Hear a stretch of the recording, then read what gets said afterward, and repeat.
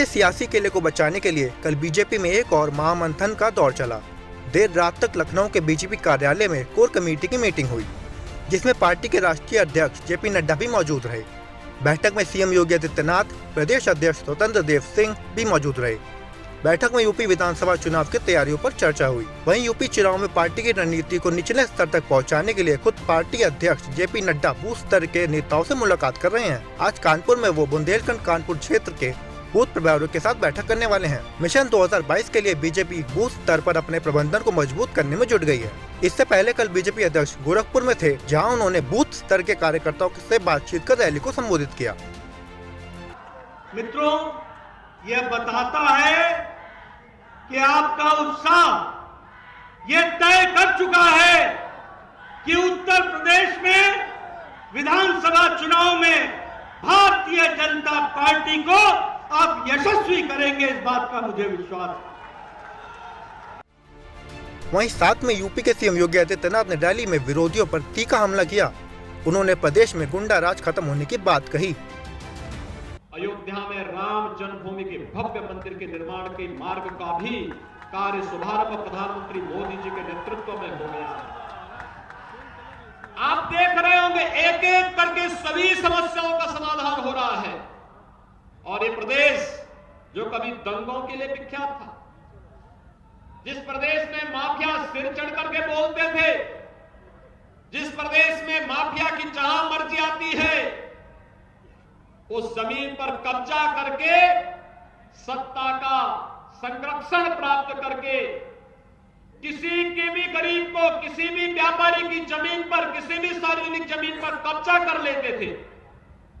आज तो आप देख रहे होंगे इन सभी माफियाओं की घिघी कैसे बन चुकी है। किसी के ऊपर बुलडोजर चल रहा है और किसी माफिया को प्रदेश छोड़ करके भागने के लिए मजबूर होना पड़ रहा है।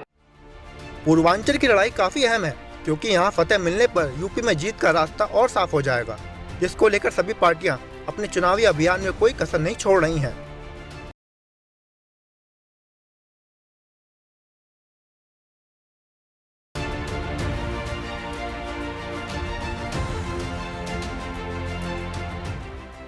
कांग्रेस के वरिष्ठ नेता और पूर्व केंद्रीय मंत्री मनीष तिवारी ने साल 2008 में मुंबई में हुए आतंकी हमले के बाद पाकिस्तान पर कार्रवाई नहीं करने के लिए मनमोहन सरकार पर हमला बोला है। मनीष तिवारी ने अपनी किताब में पिछली कांग्रेस सरकार पर सवाल उठाते हुए मुंबई हमले के बाद पाकिस्तान के खिलाफ कड़ी कार्रवाई नहीं करके अपनी कमजोरी को दिखाने की बात लिखी। उन्होंने लिखा, मनमोहन सरकार को पाकिस्तान के खिलाफ सख्त कार्रवाई करनी चाहिए थी। एक वक्त आता है जब कार्रवाई शब्दों से ज्यादा बोलती है। 26/11 वह समय था जब सख्त कार्रवाई होनी चाहिए थी। बता दें कि किताब का नाम 10 फ्लैश पॉइंट्स 20 ईयर्स है।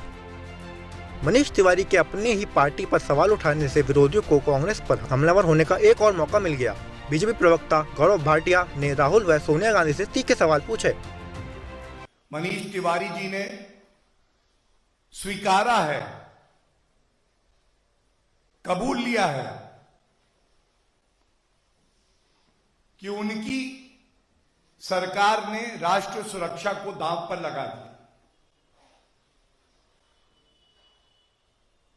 मन में यह सवाल आया, बड़ी पीड़ा के साथ आया।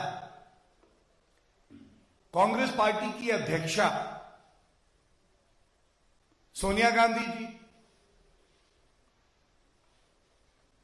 राहुल गांधी जी क्या आज अपनी चुप्पी तोड़ेंगे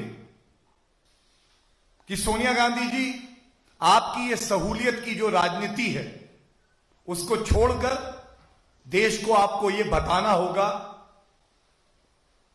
कि ऐसी कौन सी दोस्ती, ऐसा कौन सा विशेष प्रेम आपका पाकिस्तान के प्रति है कि आपने और पूर्व प्रधानमंत्री मनमोहन सिंह जी ने यह अनुमति हमारी वीर सेना को नहीं दी। या फिर ये कहें कि कहीं ऐसा तो नहीं है कि आपको हमारी वीर सेना पे भरोसा नहीं था।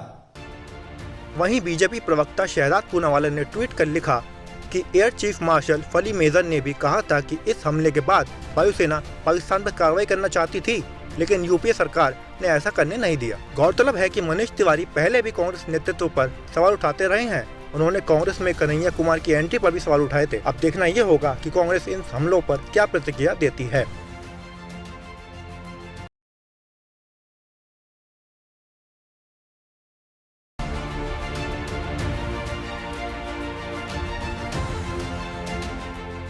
यूपी को दोबारा फतेह करने के लिए बीजेपी ने कमर कस ली है। बीजेपी एक बार फिर 2017 में मिली जीत को दोहराना चाहती है, जिसको लेकर वो बूथ स्तर पर विशेष तौर पर ध्यान दे रही है। पार्टी के दिग्गज नेताओं ने यूपी में प्रचार अभियान भी तेज कर दिया है। इस कड़ी में मंगलवार को कानपुर बुंदेलखंड क्षेत्र के बूथ सम्मेलन और पार्टी के क्षेत्रीय कार्यालय का उद्घाटन किया गया। समारोह में राष्ट्रीय अध्यक्ष जेपी नड्डा, मुख्यमंत्री योगी आदित्यनाथ और डिप्टी सीएम केशव प्रसाद मौर्य मौजूद रहे। उद्घाटन के बाद मंच से बीजेपी अध्यक्ष ने कांग्रेस पार्टी पर ताबड़तोड़ जुबानी हमले किए।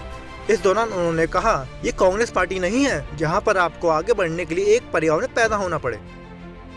ये कांग्रेस पार्टी में संभव नहीं है। उसमें अगर आपको आगे बढ़ना हो तो एक ही परिवार में पैदा होना पड़ता है। बाकी तो सब झालमाल बजाने के लिए है। बाकी सभी पार्टियों में आरती गाओ, बाकी सभी पार्टियों में आरती गाओ, एक ही परिवार की आरती, वही घंटी बजाओ और कुछ नहीं है, कोई विचारधारा नहीं है। हम राष्ट्रवाद से प्रेरित हैं, वो परिवारवाद से प्रेरित है। हम राष्ट्रवाद से प्रेरित हैं, वो वंशवाद से प्रेरित है। हमारा सबका साथ, सबका विकास, सबका विश्वास, उनका खुद का विकास, अपने परिवार का विकास, अपने भाई ताऊ चाचे का विकास। अब तो चाचे का भी विकास छूट गया है, अब तो सिर्फ अपना विकास।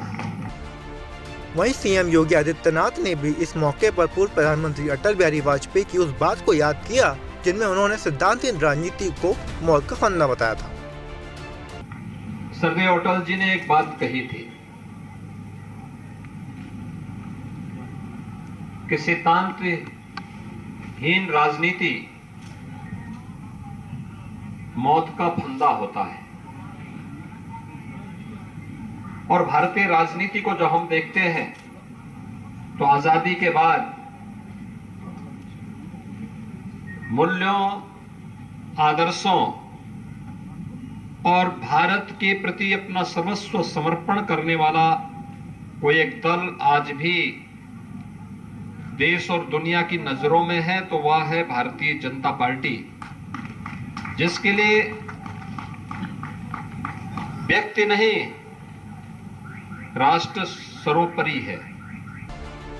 कहा जाता है कि यूपी से होकर ही दिल्ली का रास्ता जाता है। इसी सिलसिले में बीजेपी ने 9 जिलों के पार्टी कार्यालयों का उद्घाटन कर पार्टी के कार्यकर्ताओं को मजबूती देने का काम किया है।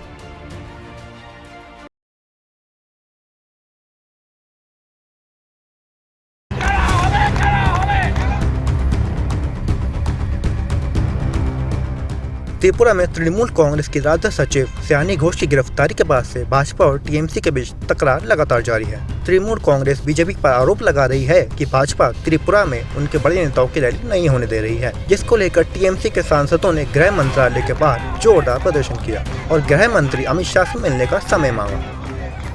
बहुत इम्पोर्टेंट स्ट्रगलिंग लीडर है, बहुत बड़ा लीडर है, वो चीफ मिनिस्टर भी है। उनका प्रोग्राम वो तैयार करेंगे, उनका ऑफिस तैयार करेंगे। हम छोटा मोटा पार्टी की वर्कर है, एमपी की क्यों अपॉइंटमेंट नहीं मिला, इसीलिए यूनियन होम मिनिस्टर को सीधा हम भेंट करने के लिए आ गए थे। लेकिन हमको देखा कि कॉन्स्टिट्यूशनल राइट होते हुए भी सिर्फ हम एमपी है, इधर एक भी एमपी छोड़ के कोई नहीं है, फिर भी अंदर जाने का मौका भी नहीं दिया गया। क्या करेगा, चल रहा है, मोदी है तो मुमकिन है। आपको बता दें कि त्रिपुरा मुद्दे पर तृणमूल कांग्रेस द्वारा दी गई अवमानना याचिका पर सुप्रीम कोर्ट सुनवाई करने के लिए तैयार हो गया है। मामले की सुनवाई कल यानी मंगलवार को होगी। वहीं टीएमसी सांसद डोला सेन ने त्रिपुरा के साथ साथ पूरे देश में अराजकता और लोकतंत्र नहीं होने की बात कही। कुछ नहीं, सुप्रीम कोर्ट का वर्डिक्ट था कुछ दिन पहले। सुप्रीम कोर्ट ने बोला है पॉलिटिकल ऑपोजिशन का भी पॉलिटिकल प्रैक्टिस करने का हक है त्रिपुरा में। उधर एक कॉरपोरेशन काउंसिलर इलेक्शन चल रहा है। हम छोटा मोटा पार्टी है, हम काउंसिलर इलेक्शन में लड़ना चाहते हैं, लेकिन हम देख रहे हैं उधर एमपी मंत्रियों को भी अरेस्ट किया जा रहा है, मारा पीटा भी जा रहा है ब्रूटली। तो क्या करें, हम यूनियन होम मिनिस्टर का अपॉइंटमेंट मांगा था, क्या सुप्रीम कोर्ट का वार्डिक्ट भी वो नहीं मानेंगे? तो देखा है वो मानने के लिए तैयार नहीं है, इसीलिए पिछले 24 घंटा हो गए हमारा इलेक्टेड एमपीओ को यूनियन होम मिनिस्टर का अपॉइंटमेंट नहीं मिला। तो क्या करें, यूनियन होम मिनिस्टर का ऑफिस के सामने आ गए जस्टिस के लिए। और डेमोक्रेसी नहीं है, लॉलेसनेस है, त्रिपुरा में तो है ही, दिल्ली में, पूरा भारतवर्ष में मोदी है तो मुमकिन है ना। सुप्रीम कोर्ट का वार्डिक्ट भी नहीं मानने का है, अपॉइंटमेंट भी एमपीओ को नहीं मिलेगा।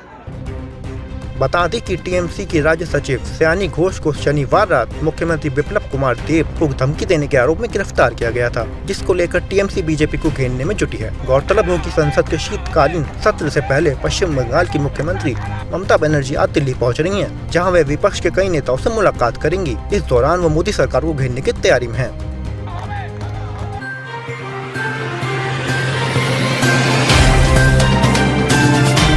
Subscribe now and press the bell icon.